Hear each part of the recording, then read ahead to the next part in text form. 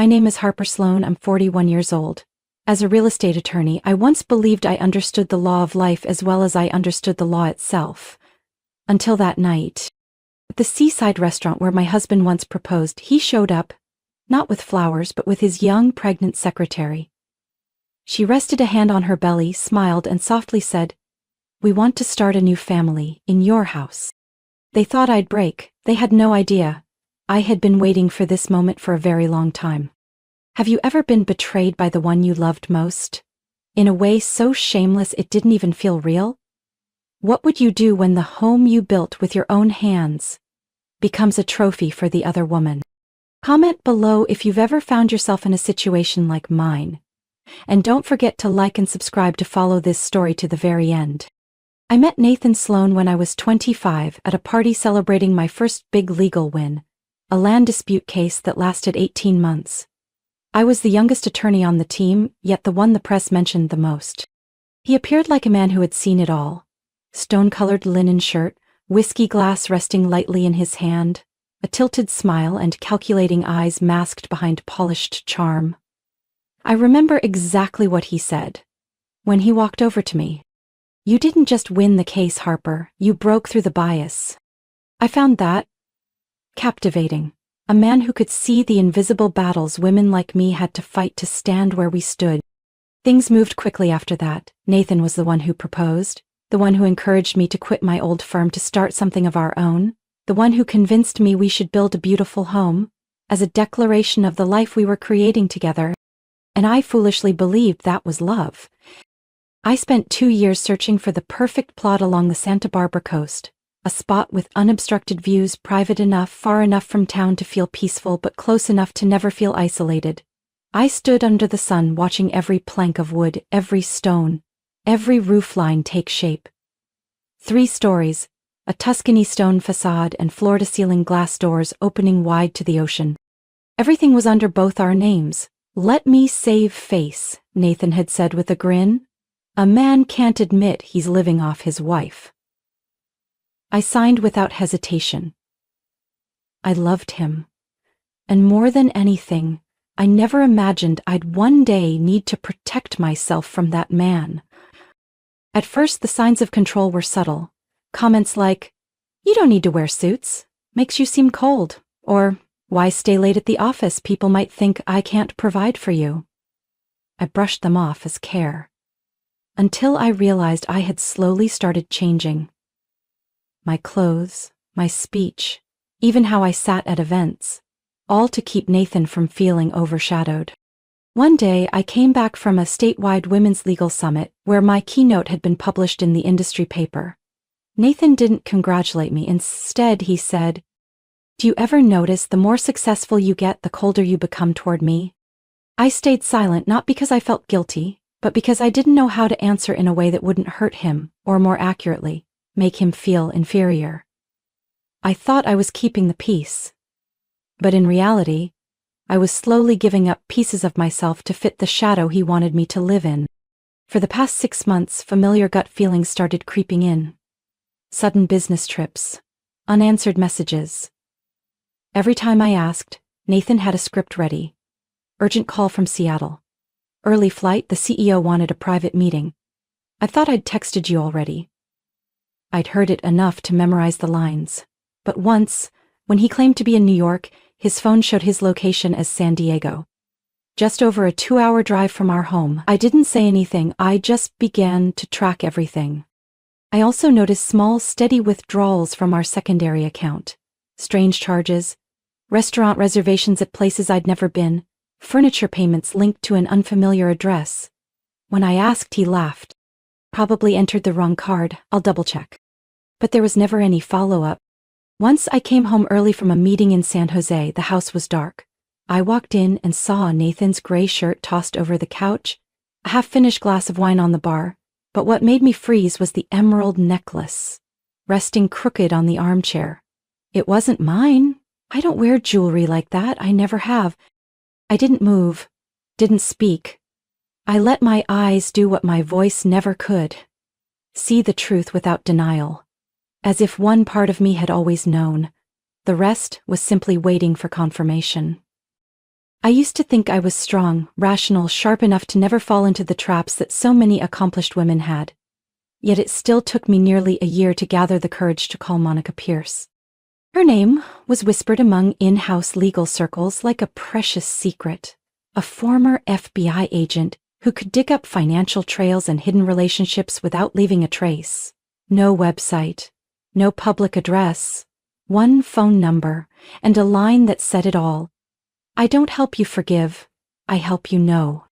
Our first meeting took place at an old bookstore in Pasadena. My palms were damp, as if I were the one hiding something. Monica sat in the back, a beam of sunlight slicing across the black file in front of her. Harper Sloan? Her voice was low, crisp, without a trace of pity. I need to know everything. She didn't ask what I already suspected or how much I knew. She opened her laptop, asked for Nathan's date of birth, social security number, and a few joint bank accounts we used. Then she said, "Give me 3 days, I'll send you the first file." 3 days later, I received an email. No subject, no greeting, just one line. Open when alone. I locked my office door, pulled the blinds, silenced my phone, and clicked the attachment. Screenshots of interbank transfers. A steady flow of funds from Nathan's account to an entity called Greywater Solutions Ltd. Based in the Cayman Islands. The recipient, Maya Quinn. I had never heard that name, but a few lines later, Monica's note made my blood run cold. Maya Quinn, legal name of Avery Quinn before her name change in 2019. Record of academic withdrawal from a community college, former bartender at Club Knox. Club Knox. I remembered Nathan's recurring investor meetings every Thursday night during our first year in Santa Barbara. Thursday, the same night Knox held its VIP cocktail events. Back then, I didn't think much of it. Now, it couldn't be clearer. Monica included a video clip from the club's exterior security camera, pulled through a retired guard she'd rehired to access old footage. The scene was hazy under neon lights. I saw Avery, or Maya, arguing with a red-hammed woman. Their body language was tense, the audio garbled. The video cut off just as the redhead was pulled toward the parking lot. Monica's note read, "This woman, name Lauren Field, went missing 2 weeks later. Still not found. No official conclusion." I shut the screen and leaned back in my chair. My chest felt like it had been filled with cement, not from jealousy, but from something colder, deeper. The realization that I had let someone like him move freely through my life. I called Monica back immediately. "I want to know more about whoever's behind the money transfers and about Nathan and Maya. How long, when it started, how often they were together." "I'll need full access," Monica said plainly. "Phone, email, cloud storage accounts if you're logged in." I sent her everything, including the list of passwords Nathan had stored in a secure app which I had quietly copied last year. He replied with a single message. "You did the right thing coming early. Most people don't even know where to start, but you've already started." I didn't respond. I simply opened the safe and pulled out the house deed. After many sleepless nights, I had decided to transfer ownership of the mansion into a newly formed LLC called Halstead Holdings, jointly held by me and a distant cousin in Nevada. It was legal, discreet, and entirely within the gray zone of personal property law. If a lawsuit ever came, Nathan would have to prove the house still counted as marital property. And he'd lose. I also began collecting every small detail: receipts for unusual gifts, odd meeting schedules, personal emails from his secondary account, screenshots from the shared family iPad that Nathan forgot to log out of. Each detail was a puzzle piece, and I was quietly reconstructing a picture he didn't even know was being redrawn. At dinner, I still smiled and served Nathan extra salad. He still held me in his sleep, still sent sweet messages on business trips. But I was no longer the blindly devoted wife.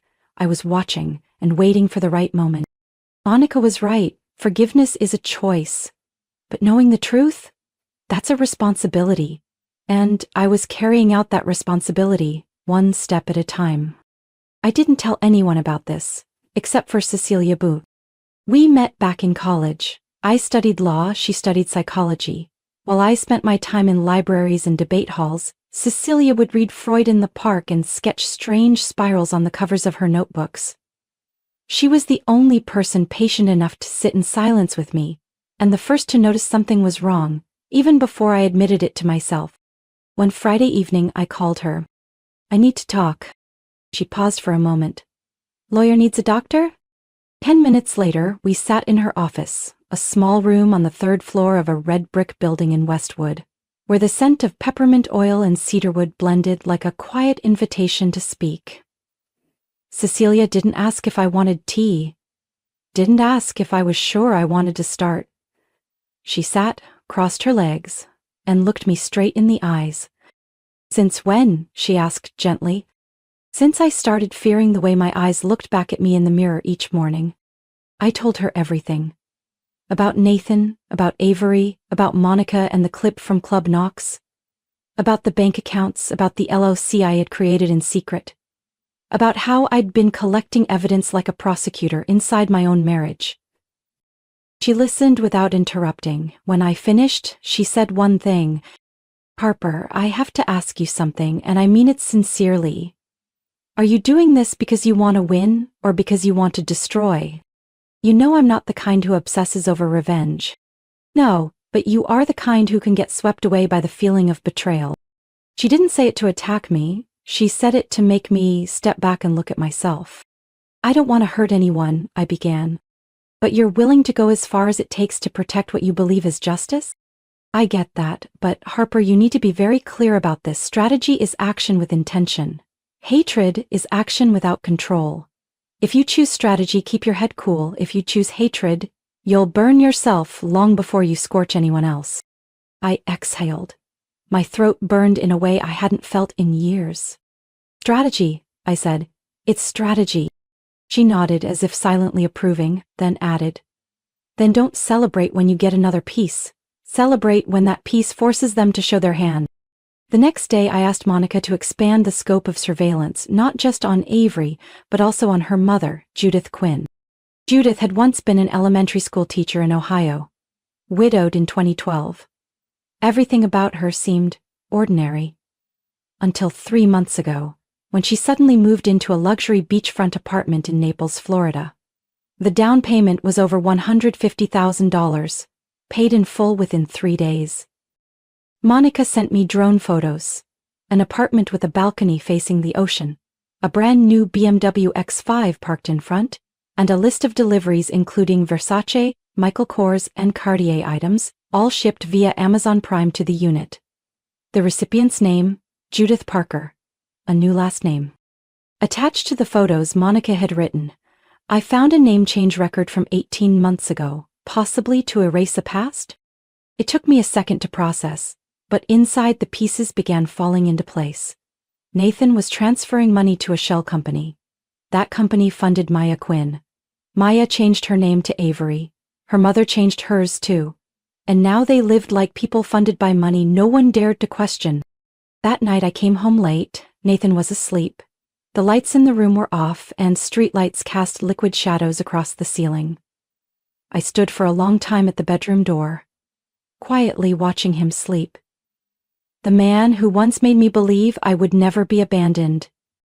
Now all I saw was a distance between us that couldn't be measured in square feet or years, but in broken trust and the hollow shell of a marriage gone ice cold. I walked back to my office, opened my laptop, and created a new folder. I labeled it Judith/Florida. And I began documenting more, not to destroy anyone, but so that if they collapsed on their own, I would have the truth in hand.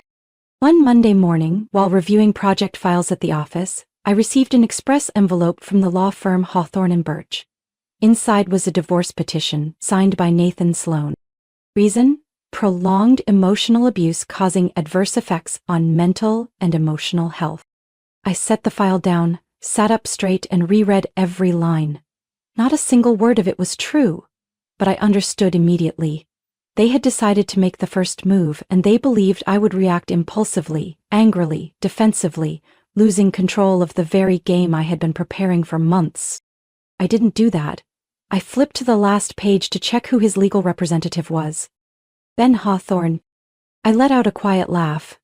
Ben had once been the teaching assistant in my property law class during junior year.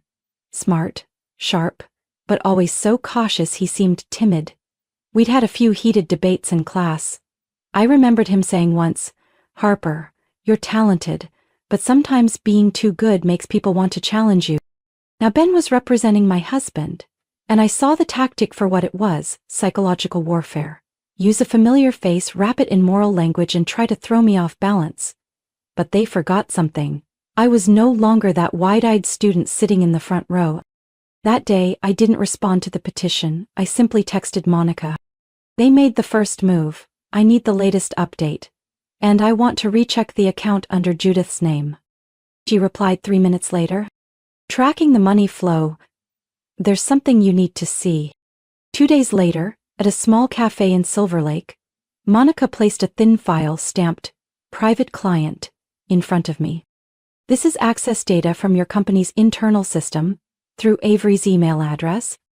She pulled out a printed login history from the company's secure internal database, complete with timestamps.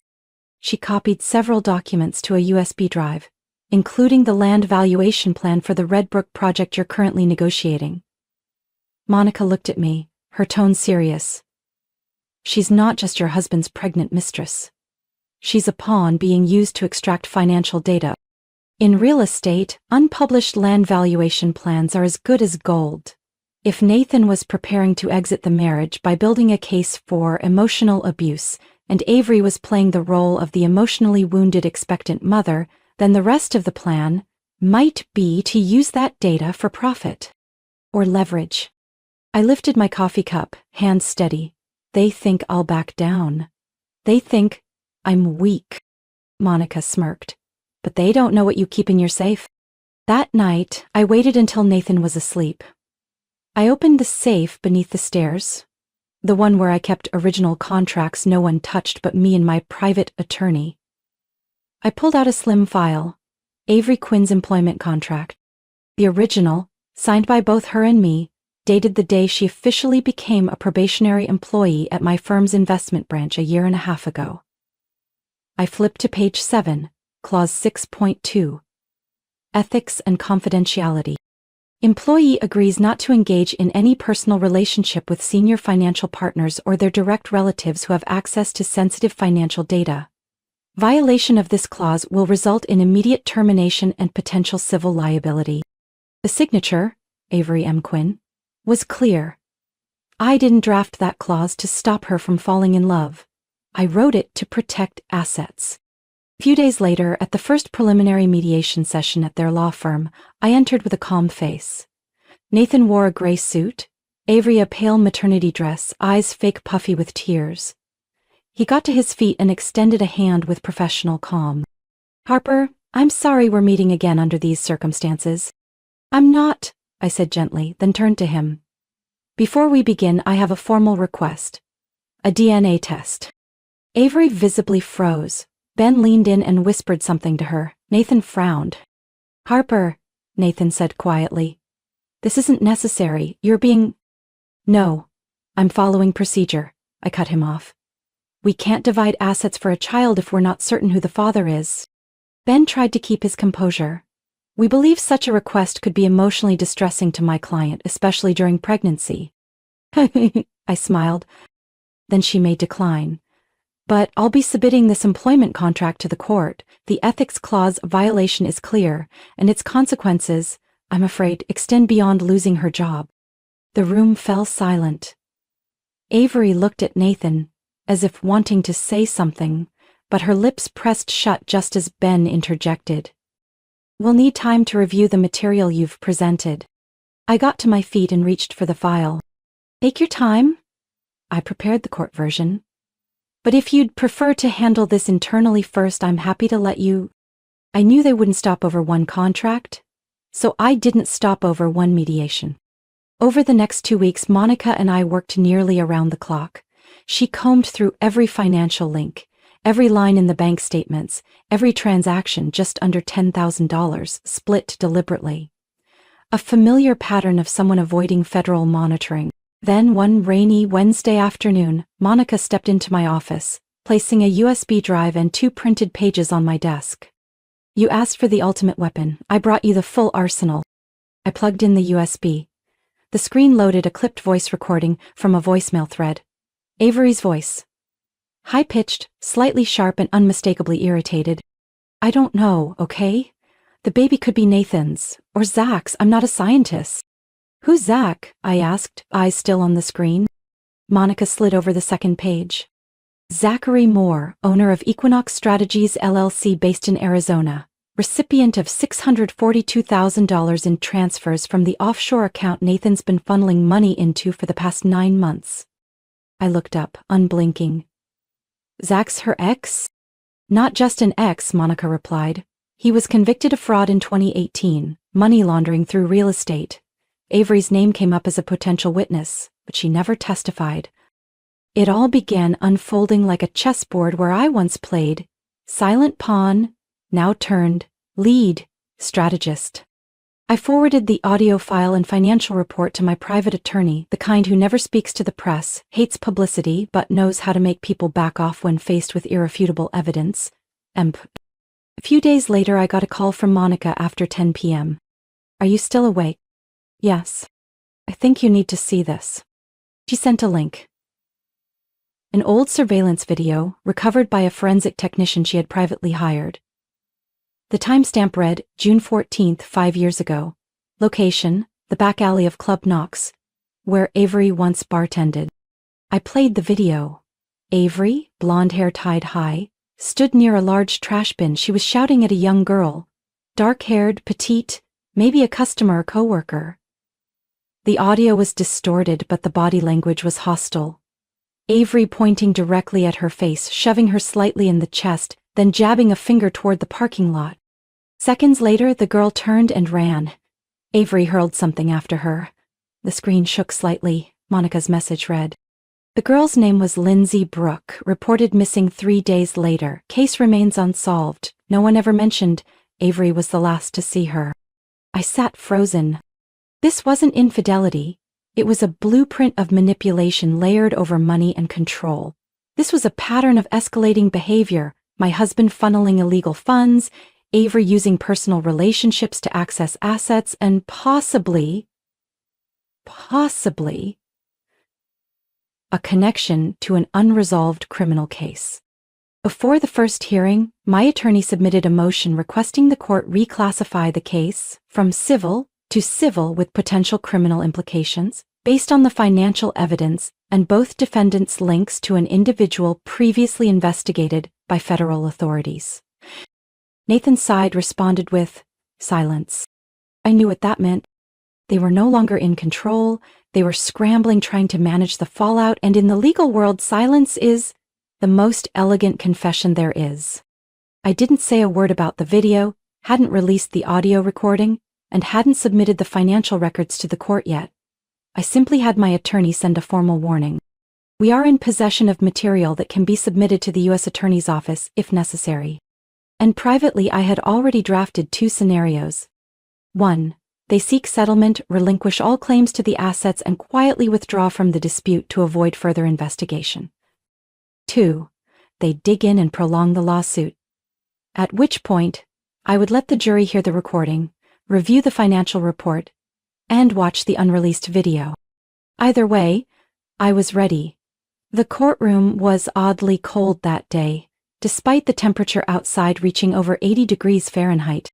I sat at the plaintiff's table, eyes fixed on Nathan as he stepped up to the witness stand, visibly uneasy in a way I had never seen before. His suit, likely pressed earlier that morning, now showed light creases at the shoulders and cuffs. The collar of his shirt hung slightly open, as if he were trying to breathe more deeply than usual. My attorney, Mr. Marshall, stood, adjusted his glasses, and began. Mr. Sloan, can you explain why, over the past 9 months, you transferred a total of $642,000 into the account of Equinox Strategies LLC? Nathan licked his lips, glanced at Avery, then said, That was a personal investment, a way of supporting an old friend. And who is this old friend? Marshall asked, not giving him time to blink. Zachary Moore. We went to college together. Marshall nodded slightly. But the financial records also show that Avery Quinn, who is currently pregnant and living with you, has a personal connection to Mr. Moore as well, correct? The air in the courtroom tightened, like someone had turned a pressure valve. Nathan stammered. I'm not sure if they're still in contact. For the first time, Judge Emerson looked up and met the defendant's eyes. She tapped her pen lightly against the bench. Mr. Sloan, if you're unable to provide a clear answer, the court will consider full access to bank records and digital correspondence to clarify the nature of the relationships involved. Then it was Avery's turn. She wore a pale blue dress and flats, hands protectively resting on her stomach as though it were some halo that needed guarding. But when Marshall presented the court with a request for a paternity test, her demeanor shifted. I don't think that's necessary, Avery said, her voice shaking. It would cause stress for me and the baby. Judge Emerson gave a slight nod. Ms. Quinn, the court respects the right to safeguard your health, but when assets and legal entitlements involving the child are being used as part of the case, establishing paternity is not optional. Avery turned to Nathan, but this time he didn't meet her gaze. He stared down at the floor, silent. Marshall raised a hand calmly. Furthermore, the court may consider an audio recording between Ms. Quinn and a third party, in which she states explicitly that she is unsure who the father is. On the opposing side, Attorney Ben Hawthorne closed his eyes briefly, like a man who had already seen the board collapse, and his last pawn standing alone. During the recess, I stood alone in the courthouse hallway, holding a lukewarm coffee. Ben approached, his expression heavy. Harper, I need to speak with you privately. I led him to a quieter corridor. I'm withdrawing from the case, he said without delay. Nathan hasn't told me the whole truth, and I won't represent a client I can no longer trust. I looked at him for a moment, then asked gently, how much of what I presented did Nathan never mention to you? Ben inhaled slowly. Almost all of it. I didn't know about the transfers. Didn't know about the offshore company. Certainly didn't know she was linked to an old missing persons case. I'm a lawyer, not someone who covers up evidence. Thank you for stepping back when it mattered. Ben turned to leave, but before he exited the hall he paused. Harper, I know you probably don't need to hear this, but back in the day I really admired you. Now I admire you even more. When the session resumed, the judge acknowledged Hawthorne's withdrawal and granted a one-day postponement for the defense to appoint a new attorney. But even in that moment, I wasn't focused on who the next lawyer might be. I was focused on Nathan's vacant stare. The look of a man who knew the wall had cracked, and that behind it was a truth too heavy to stop. That morning I was working in my office when the phone rang. Monica, she never called unless it was urgent. I picked up. There's a name you need to remember, Monica said, voice dropping. Chase Donnelly. Avery's ex? Exactly. He contacted me after seeing the trial mentioned on an old legal forum. Chase didn't expect things to go this far, and yesterday he agreed to cooperate with my independent investigator. I leaned back in my chair, exhaled. What did he say? His exact words were, I once loved Avery like a fool, but she never loved me. She always said, if you want out of poverty you have to get pregnant by someone rich. Having a baby was her leverage.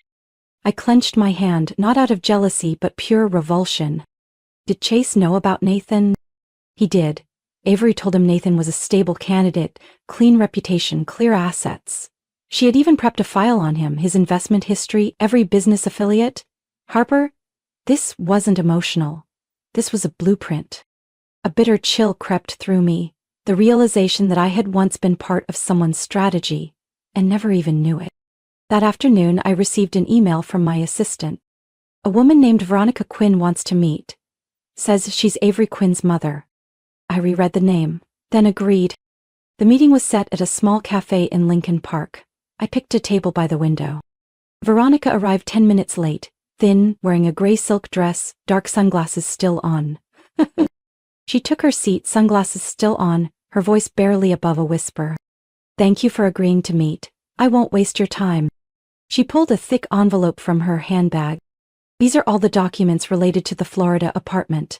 I've signed them and clearly stated that the money came from my daughter, Avery. If necessary, I will testify that the apartment was a conditional gift from Nathan Sloan. Why are you doing this? She removed her sunglasses. Her eyes were slightly swollen, dark circles revealing sleepless nights. Because I know my daughter isn't innocent, but I also don't want her to drown, if there's a chance for her to make things right. I frowned slightly. So this is redemption? No, she looked straight at me. This is to keep her from facing the ending I once watched unfold with my own mother. I stayed silent out of loyalty, and that silence destroyed my entire family. I stayed quiet for a moment, then reached out and accepted the envelope. Thank you for not choosing silence again. What happened to you wasn't part of my plan, but I didn't stop it. I watched her figure disappear through the cafe window. No goodbyes were exchanged. A few days later, the court issued a temporary freeze on all disputed assets, including the mansion, 2 bank accounts, and the investments in the shell company Equinox. Federal financial oversight agencies also began reviewing the money flow between Nathan, the offshore entity, and Zachary Moore's account. Nathan and Avery were no longer seen together. Nathan's new lawyer, a woman in her 50s, refused to make statements in court and continuously requested delays for upcoming hearings. But I recognized the signs. They were signs of a fracture that couldn't be repaired. The paternity test results arrived exactly 1 week after Avery moved out of the apartment in Evanston, a sealed envelope stamped with the red seal of the court. I opened it while standing in the kitchen, my hands still dusted with breadcrumbs I hadn't rinsed off. The DNA didn't match. Nathan was not the father.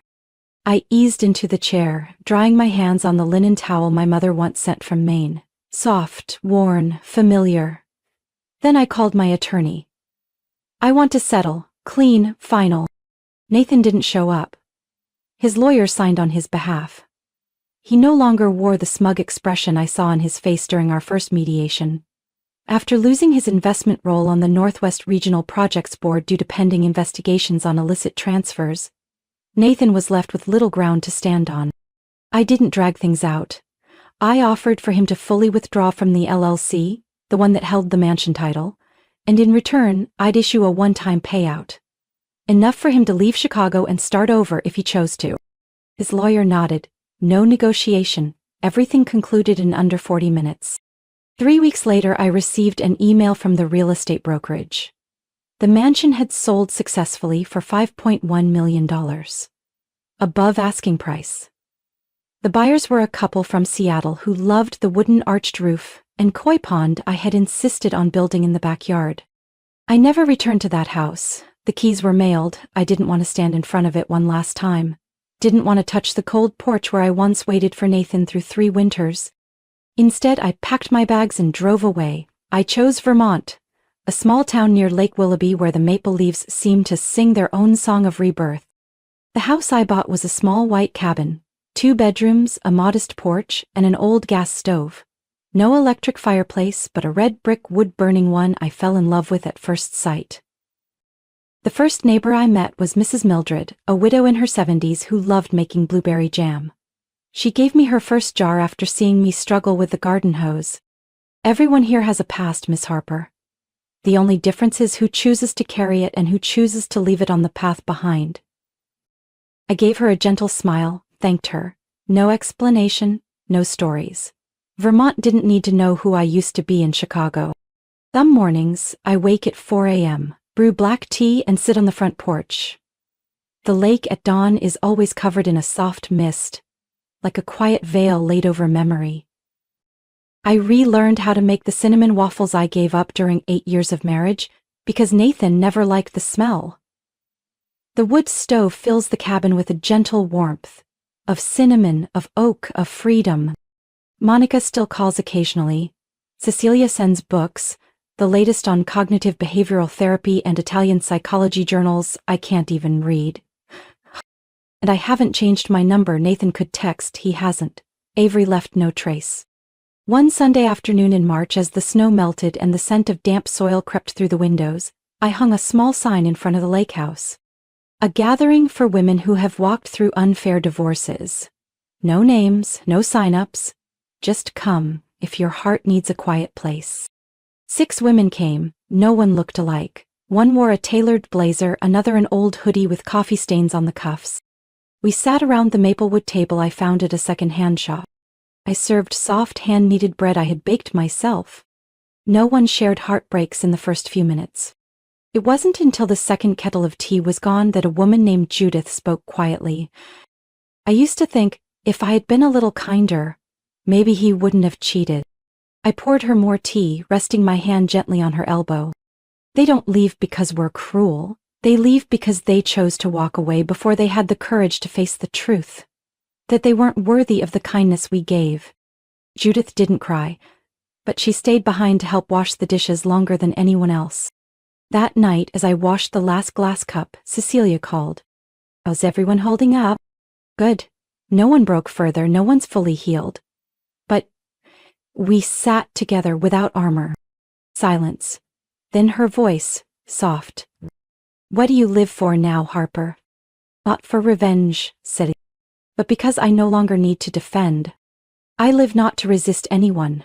I live so I no longer have to shrink in the home I built with my own hands." The next morning, I found a small envelope in my mailbox. No return address, no sender. Only a postcard and the silence it carried. A photo of a quiet beach, white sand, gray sky, a blurred figure in the distance. I flipped it over. Slanted handwriting, steady but slightly trembling. "You never screamed, that was the scariest part." I stood quietly on the porch, holding the card. Heart as still as the lake before a breeze. No signature, no date, no hint of who sent it. But I knew. The message wasn't meaningless. Was it Nathan? Was it Avery? Or someone else entirely? Someone who had watched from the sidelines, witnessed a war they neither won nor lost? I wasn't sure, and strangely I didn't need to know anymore. Because of all the things I had ever lost, there was one thing I finally reclaimed. Something no one could return to me or steal again. It was silence, yes, but not emptiness. It was made of strength, rooted in peace and held steady by the life I rebuilt. What do you think that postcard meant? Was it a belated warning? A quiet sigh from someone realizing it was too late? Or the final period at the end of a story once believed never to close? I may never know who sent it, but I know this. My silence is no longer surrender. It's a refusal to re-enter a game I've already walked away from. And you, if it were you, would you need an answer? Would you keep that card as a keepsake? Or toss it into the fire with all the things that no longer belong? Share your thoughts below. I want to hear from you. Those who have chosen quiet to move forward, paused at the edge of a cliff, or learned how to stand again in a house that once felt like home. And if you see yourself in this story, don't forget to follow the channel. Because the stories we share here aren't only memories. They're bridges toward healing. Stories about family, love, betrayal, and the quiet courage of those who once believed they had nothing left to protect. See you in the next story. Maybe next time, it'll be yours.